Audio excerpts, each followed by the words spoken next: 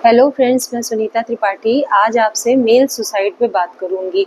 आज कल हमारे देश में ये ट्रेंड देखा जा रहा है कि मेल सुसाइड इधर बहुत ज़्यादा बढ़ गए हैं। जैसे हमने देखा अतुल सुभाष और पुनीत खुराना और मानव शर्मा, निशांत त्रिपाठी, ऐसे कई मतलब हमने इधर हाल के दिनों में सुसाइड केस देखे हैं, जो कि जिसमें कि जैसे ये सवाल उठ रहा है कि क्या पुरुष बहुत ज़्यादा मेंटल स्ट्रेस से ग्रस्त हैं। आखिर क्या पुरुषों की मेंटल हेल्थ एक बड़ा इशू हो गई है, एक प्रॉब्लम बन के हमारे सामने आ रही है कि मेल सुसाइड बढ़ रहे हैं। और एक डाटा भी बताता है कि हमारे देश में जो मैरिड पुरुष हैं, शादीशुदा पुरुषों की आत्महत्या के का जो रेट है वो हाल के वर्षों में बढ़ा है। तो जैसा कि हम ये सारे सुसाइड केस देख रहे हैं, इनमें एक चीज़ हमको देखने को मिलती है, इसके पीछे जो कॉज है, कॉमन कॉज है, वो मैरिटल डिस्प्यूट्स हैं। तो और उसमें भी एक्स्ट्रा मैरिटल अफेयर इसके जो है पीछे एक रीज़न है, हमने सारे केसेस में देखा। तो ये एक मतलब एक सोसाइटी में एक बहुत बड़ा चेंज ऐसा आया है जिसकी वजह से ये वाली प्रॉब्लम उठ रही है, खासकर लड़कियों के पॉइंट ऑफ व्यू से। क्योंकि लड़कियां अब जो सोसाइटी का सेट पैटर्न है, जो एक विमेन को जो एक रोल दिया गया था, कन्वेंशनल रोल था हमारे कल्चर में, उसको वो फॉलो करने से अब मना कर रही हैं। एक तो इसका एक रीज़न ये भी है कि लड़कियां जो हैं, विमेन जो हैं, वो फाइनेंशियली इंडिपेंडेंट हो गई हैं। तो वो अब किसी भी तरह के प्रेशर में रहने को जो है वो रहना एक्सेप्ट नहीं कर रही हैं। तो जिसके कारण से ये जो हस्बैंड वाइफ के बीच में ये डिस्प्यूट बढ़े हैं, स्ट्रेस बढ़ा है। और इसी का जो हम देखते हैं, इसका रिजल्ट हमें मेल सुसाइड में देखने को मिलता है। अब क्योंकि ऐसा है, आज के जो 20-30 साल पहले ऐसी चीज़ें कम देखने को मिलती थी, और लड़कों की जो एक्सपेक्टेशन है अपनी वाइफ से, वो रियलिस्टिक नहीं है।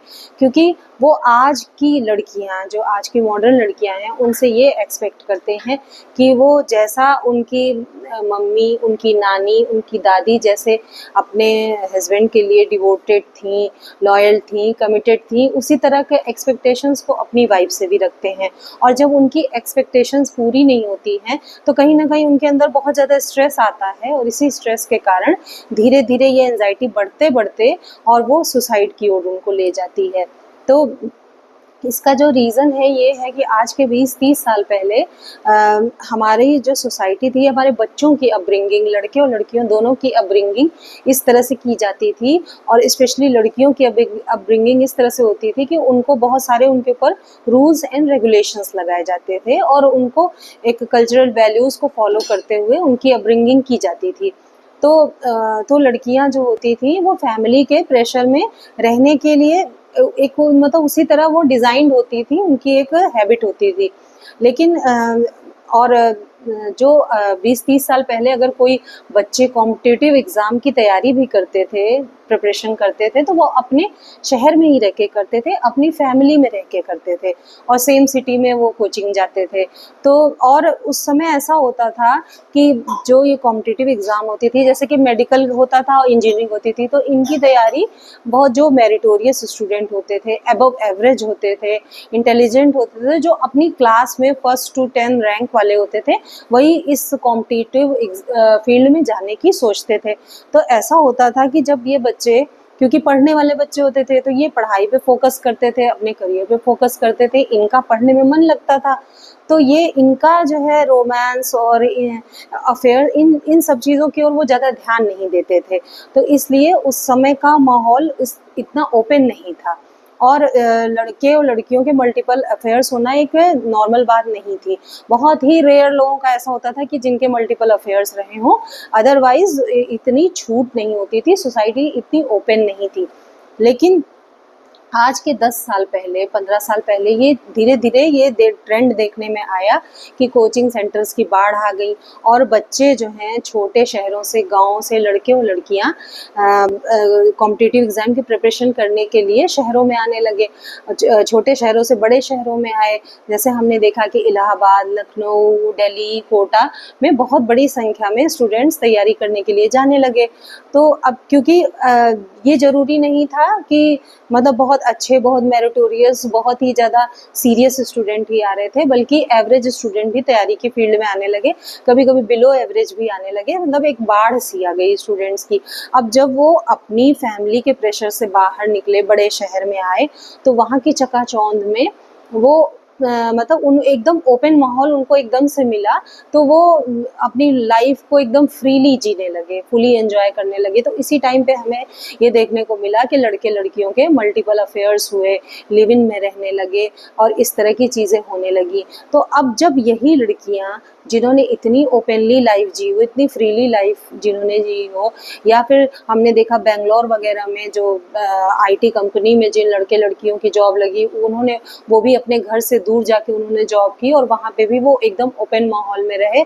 और वहाँ पे जब इतनी फ्रीडम में जो लड़की रही हो, वो फिर एकदम से आप सोचें कि वो आपके सेट पैटर्न को फॉलो करे, आपके लिए एकदम लॉयल हो, एकदम कमिटेड हो और एकदम डिवोटेड हो, तो ऐसा नहीं हो सकता है। तो यहाँ पे एक रीज़न ये भी होता है कि आज भी लड़कों की एक्सपेक्टेशंस अपने वाइफ से वही है जो आज के 20-30 साल पहले उन्होंने अपने घर में दादी, नानी, मम्मी सबको देखा है, उसी तरह की वो वाइफ चाहते हैं।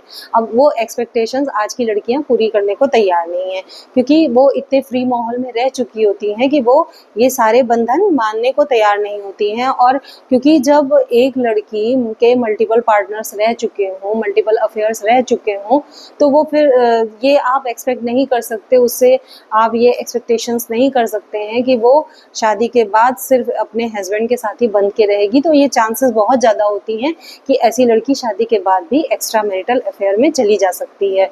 तो जब लड़कों के साथ ऐसा होता है तो वो इस स्ट्रेस को झेल नहीं पाते हैं, और जब एक्स्ट्रा मैरिटल अफेयर की वजह से, चाहे वो लड़के को हो चाहे लड़की के हों, तो घर में उन दोनों के बीच में, हस्बैंड वाइफ के बीच में क्लैशेस बढ़ते हैं, जिससे कि बहुत ज़्यादा स्ट्रेस होता है, घर का माहौल ख़राब होता है।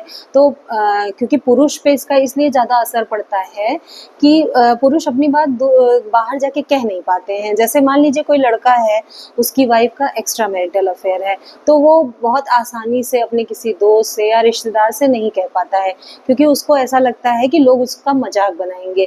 तो वो अंदर ही अंदर घुलता रहता है, और जब ये मेंटल स्ट्रेस बहुत ज़्यादा बढ़ जाती है, तभी ये सुसाइड की घटनाएं होती हैं। क्योंकि सुसाइड कोई एक दिन का इंसिडेंस नहीं है, ये कई दिनों का, बहुत दिनों का एक बहुत लंबा चलने वाला एपिसोड होता है।